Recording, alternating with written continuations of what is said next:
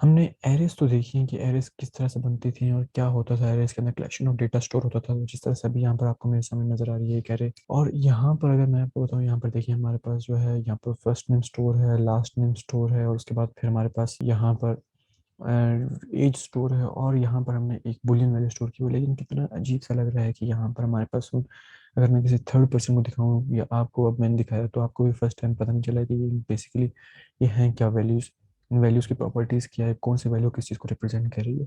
तो उसके लिए हमारे पास दिया जाता है ऑब्जेक्ट्स का बेसिकली यूज़ हम करते हैं अपने जावास्क्रिप्ट के अंदर, जिसके अंदर हम बताते हैं हर वैल्यू की प्रॉपर्टी की बेसिकली उसकी प्रॉपर्टी क्या है।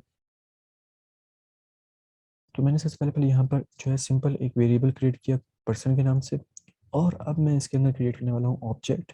और ऑब्जेक्ट के लिए मुझे क्या करना पड़ेगा, पहले पहले लगानी पड़ेगी कर्ली ब्रेसेस, और कर्ली ब्रेसेस के अंदर मुझे यहाँ पर की वैल्यू की शेप के अंदर पेयरिंग करनी पड़ेगी, अपनी प्रॉपर्टीज और वैल्यूज डिफाइन करनी पड़ेंगी। तो पहले पहले मैं कहता हूँ कि फर्स्ट नेम की एक प्रॉपर्टी मैं बनाता हूँ, फर्स्ट नेम, और उसके बाद मैं यहाँ पर उसकी वैल्यू देता हूँ जो कि होगी स्ट्रिंग, एक होगा मुजम्मिल। और उसके बाद अगर मैं यहाँ पर कॉमा लगाऊंगा, कॉमा के बाद हमने अपने ऑब्जेक्ट को बताया कि अब यहाँ पर दूसरी की वैल्यू पेयर आएगा, वो वहीं पर ख़त्म हो गया। और अब हम यहाँ पर दूसरा वैल्यू बनाएंगे जो कि हम कहते हैं कि एज लेट से हम कहते हैं, और मैं यहाँ पर इसको कहता हूँ कि 23। और अब मैं यहाँ पर कहता हूँ कि जेंडर का मैं कहता हूँ कि जेंडर, और यहाँ पर मैं लेट से कहता हूँ कि मेल, और यहाँ पर मैं कहता हूँ कि उसका ट्रू। तो इस तरह से देखिए हम अपने पास यहाँ पर मुख्तलिफ वैल्यू स्टोर कर सकते हैं। अब अगर यहाँ पर मैं चाहूँ कि एरे मैंने स्टोर करनी है तो मैं यहाँ पर एरे भी बना सकता हूँ। एरे लेट से मैं बनाता हूँ कि मैं यहाँ पर कहता हूँ ट्यूटोरियल्स का मैं कीवर्ड यूज़ करता हूँ, और मैं उसकी एक एरे बनाता हूँ सिंपल। तो क्या क्या होगा,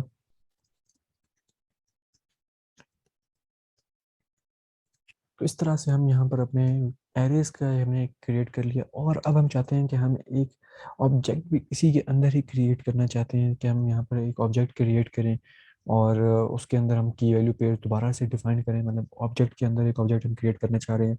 तो हम यहाँ पर एक और काम करते हैं, हम यहाँ पर कहते हैं कि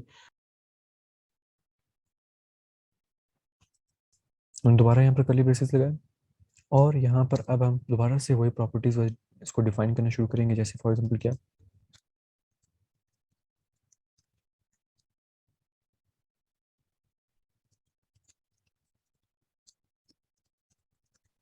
तो इस तरह से हम जो है अपने यहाँ पर देखिए ऑब्जेक्ट के अंदर हम एक ऑब्जेक्ट भी क्रिएट कर सकते हैं अगर हम करना चाहें तो। और उसके बाद अब हम यहाँ पर एक इंटरेस्टिंग चीज़ होने वाली है, और वो ये है कि हम अपने ऑब्जेक्ट्स के अंदर फंक्शंस के थ्रू भी वैल्यूज़ बता सकते हैं। किस तरह से फंक्शंस के थ्रू वैल्यूज़ बता सकते हैं, लेट्स से मैं कहता हूँ कि एक वेब डेवलपर की मैं सैलरी बताता हूँ कि एनुअल सैलरी उसकी कितनी होती है, और वो मैं फंक्शन के थ्रू उसकी वैल्यू स्टोर करूँगा किस तरह से। तो यहाँ पर देखिए,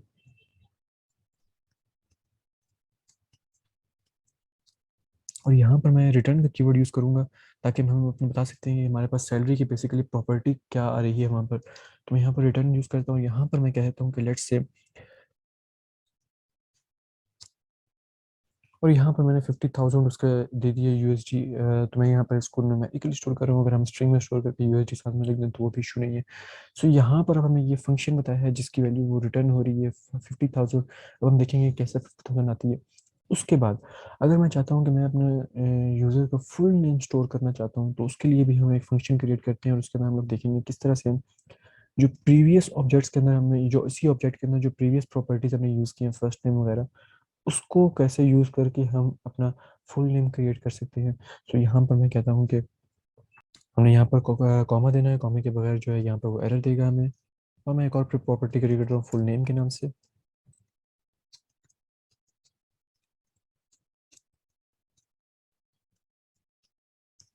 और देखिए हमारा जो फर्स्ट नेम है वो बेसिकली यहाँ पर स्टोर है हमारे पास मुजम्मिल के नाम से फर्स्ट नेम, और हम इसकी प्रॉपर्टी एक्सेस करना चाहते हैं, और कहते हैं कि जो फर्स्ट नेम है इसकी प्रॉपर्टी जो है यहाँ पर आनी चाहिए। और फर्स्ट नेम की जैसी प्रॉपर्टी यहाँ पर वो प्रिंट करवाया, तो उसके बाद यहाँ पर हम उसके आगे हम कह देते हैं कि इरशाद। सो इस तरह अब हमने यहाँ पर क्रिएट किया, लेकिन यहाँ पर अभी हमारे पास एक एरर थ्रो होने वाला है। क्या एरर थ्रो होगा, जैसे हम इसको प्रिंट करवाएंगे तो आपको पता चलेगा। अब मैं यहाँ पर कहता हूँ कि हमें चाहिए, लेट्स से हम कहते हैं कि कंसोल डॉट लॉग, और यहाँ पर मैं कहता हूँ कि पर्सन, और पर्सन मैं सबसे पहले पहले प्रिंट कराता हूँ, देखते हैं हमारे पास क्या आता है। जैसे मैं रिफ्रेश करता हूँ तो हमारे पास यहाँ पर देखिए पर्सन का ऑब्जेक्ट हमें शो होना स्टार्ट हो चुका है, और इसके अंदर जो है हमारे पास क्या सारी प्रॉपर्टीज शो हो रही हैं, लेकिन यहाँ पर देखिए हमारे पास जो तुम दो फंक्शंस क्रिएट किए थे वो शो नहीं हो रहे, उनकी वैल्यूज शो नहीं हो रही। क्यों? उसकी वजह क्या है?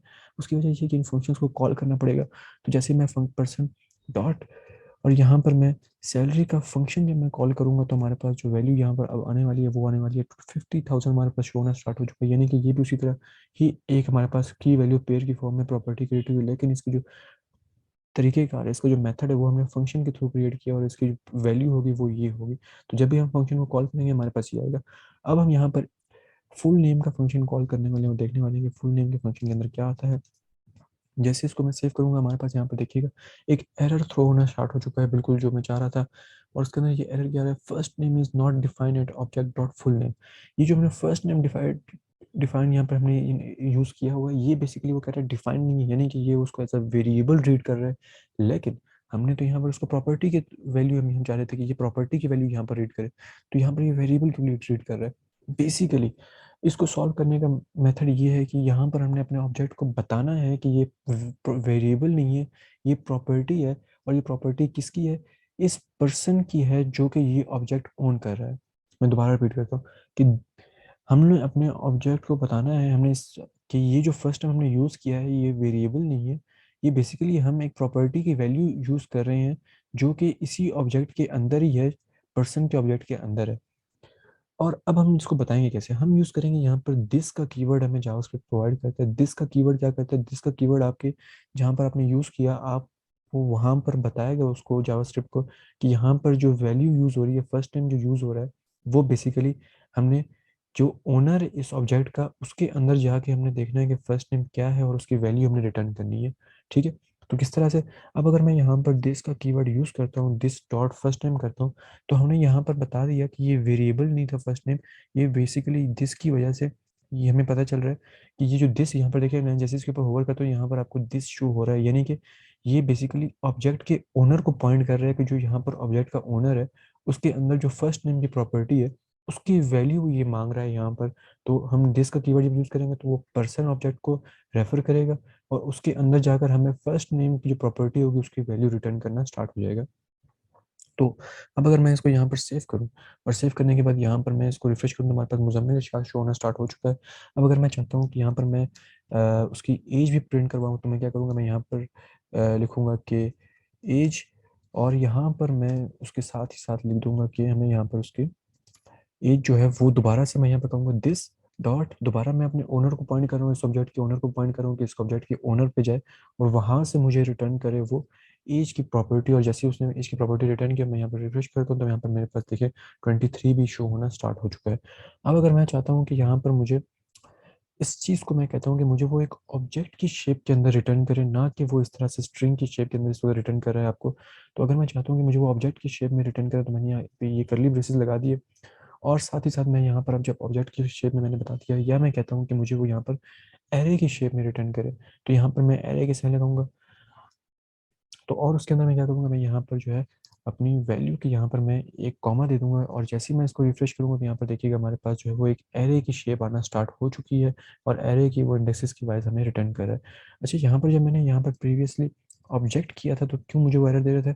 वो इसलिए एरर दे रहा था मुझे कि वो डॉट को रीड नहीं कर पा रहा ऑब्जेक्ट के अंदर। क्यों? क्योंकि वो यहाँ पर पहले कहता है कि मुझे की दो, तब जाकर मैं वैल्यू के अंदर डॉट को रीड करना स्टार्ट करूंगा। तो अगर मैं यहाँ पर उसको की दूँ कि मुझे यहाँ पर ये है फुल नेम मेरे पास, और इसका यहाँ पर अगर मैं, अब मैंने इसको प्रॉपर्टी दे दी, तब वो वैल्यू के अंदर डॉट को इजीली रीड कर पा रहा है। तो ये भी एक तरीका है बेसिकली कि किस तरह से हम लोग ऑब्जेक्ट के अंदर ऑब्जेक्ट फंक्शन के थ्रू क्रिएट कर सकते हैं। अब क्या होने वाला है? अब बेसिकली ये होगा, यहाँ पर मुझे एक और एरर भी है, मैं उसको भी सॉल्व कर लेता हूँ। अब दिस डॉट एज है यहाँ पर, तो यहाँ पर अगर मैं, अच्छा यहाँ पर देखिए यहाँ पर वो उसको एक ही प्रॉपर्टी के अंदर पूरे उसको रीड कर रहा है। मैं अगर इसको सेव करूँ तो यहाँ पर आपको देखेंगे कि एक ही प्रॉपर्टी के अंदर पूरा ये रीड हो रहा है। लेकिन अगर मैं चाहता हूँ कि यहाँ पर डिफरेंट हो तो मैं इसको हटाता हूँ, मैं यहाँ पर कॉमा लगाऊंगा, तो यहाँ पर देखिए मुझे दोबारा से वो एरर देना स्टार्ट हो चुका है कि ये प्लस का साइन कहाँ से आ रहा है और क्यों आ रहा है।